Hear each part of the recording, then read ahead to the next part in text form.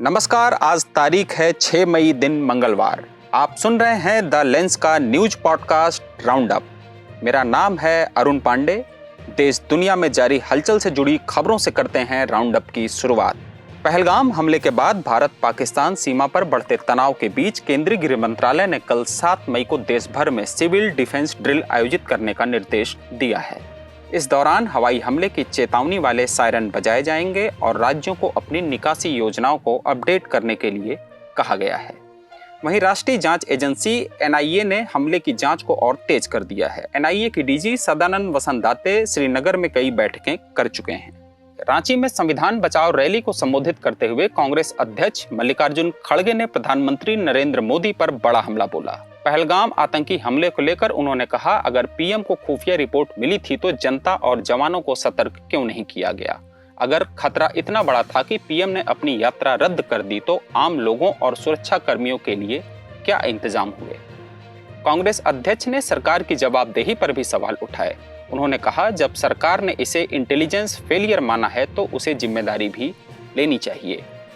खड़गे ने स्पष्ट किया कि कांग्रेस इस मुद्दे पर राजनीति नहीं करना चाहती। उन्होंने कहा, पाकिस्तान के खिलाफ किसी भी कठोर कार्रवाई में हम सरकार के साथ हैं। देश पहले, पार्टी बाद में।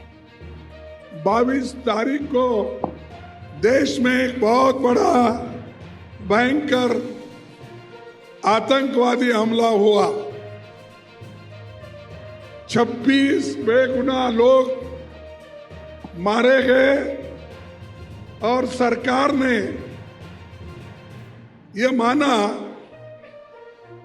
कि इंटेलिजेंस फेल्यूर है। 3 दिन पहले ही, हमले के 3 दिन पहले ही वहां इंटेलिजेंस रिपोर्ट मोदी जी को भेजा था और उसी लिए मोदी जी ने कश्मीर जाने का प्रोग्राम कैंसिल किया था। संयुक्त राष्ट्र सुरक्षा परिषद ने भारत और पाकिस्तान के बीच बढ़ते तनाव के मद्देनजर बंद कमरे में बैठक की। यह बैठक पाकिस्तान के कहने पर बुलाई गई थी। बैठक से कुछ ही घंटे पहले महासचिव एंटोनियो गुटेरेस ने परमाणु हथियार संपन्न दोनों पड़ोसियों के बीच उत्पन्न तनाव पर चिंता व्यक्त की। हालांकि 90 मिनट की बैठक में कोई ठोस फैसला नहीं निकला, लेकिन दोनों देशों से संयम और शांतिपूर्ण समाधान की अपील की गई। बैठक में 5 वीटो धारक स्थायी सदस्य देश चीन, फ्रांस, रूस, यूके और अमेरिका के अलावा परिषद में 10 गैर स्थायी सदस्य देशों के प्रतिनिधि मौजूद थे। इस बैठक में भारत ने हिस्सा नहीं लिया।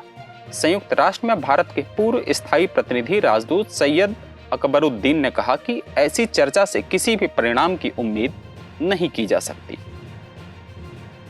झारखंड में शराब नीति घोटाले की जांच अब सीबीआई के हवाले करने की मांग उठी है।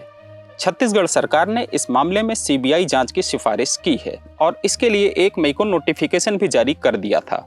छत्तीसगढ़ के शराब घोटाले से जुड़े अनिल टूटेजा, अरुणपति त्रिपाठी, अनवर ढेबर और उनके सिंडिकेट के अलावा झारखंड के आबकारी सचिव विनय कुमार चौबे और संयुक्त आबकारी आयुक्त गजेंद्र सिंह भी आरोपी हैं।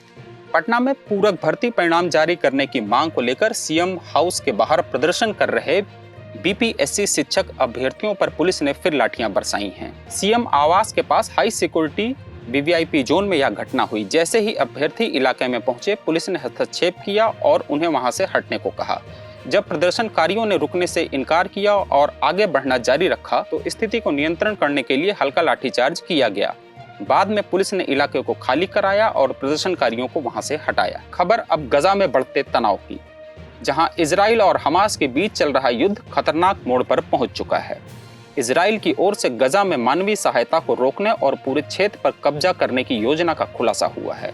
इस पर हमास ने कड़ा रुख अपनाते हुए कहा, अब किसी भी बातचीत का कोई मतलब नहीं। हमास के वरिष्ठ अधिकारी बसीम नईम ने मीडिया को बताया कि इजराइल भुखमरी को हथियार बना रहा है और गजा में लोगों तक भोजन जैसी बुनियादी चीजें नहीं पहुंचने दे रहा।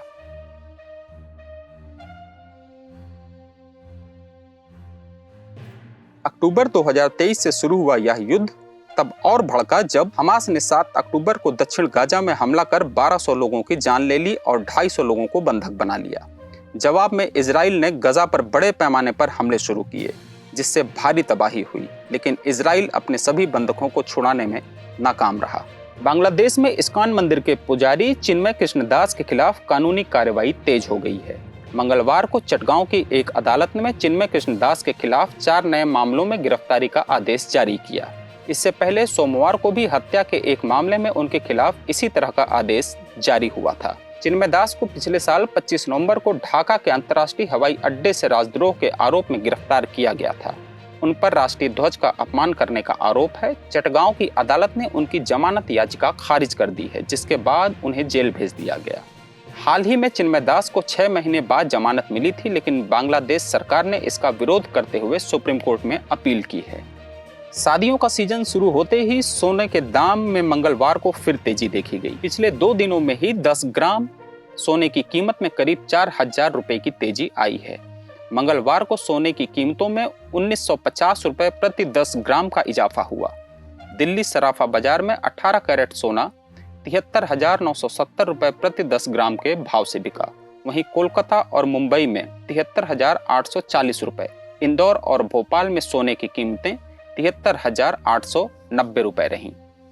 और आखिर में खबर खास में बात जंग के दौरान बजने वाले हवाई सायरन के इतिहास की।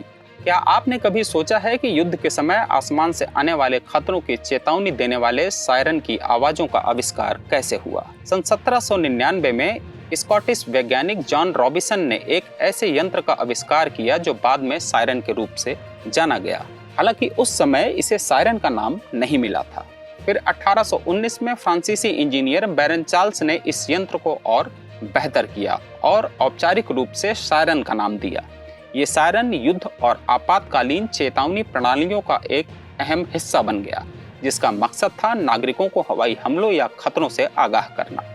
सन 1962 में भारत चीन जंग के बाद देश में पहली बार हवाई युद्ध सायरनों का इस्तेमाल शुरू हुआ। इंडियन एक्सप्रेस की रिपोर्ट के मुताबिक मुंबई में 306 सायरन लगाए गए थे ताकि हवाई हमलों की चेतावनी दी जा सके। इन सायरन की आवाज 3 किलोमीटर तक सुनाई देती थी। देश में इन सायरन का आखिरी बार इस्तेमाल 1971 के भारत पाकिस्तान युद्ध में हुआ। उस समय ये सायरन 2 से 5 मिनट तक बजते थे, जिससे नागरिकों को सुरक्षित ठिकानों तक जाने के लिए पर्याप्त समय मिल जाता था।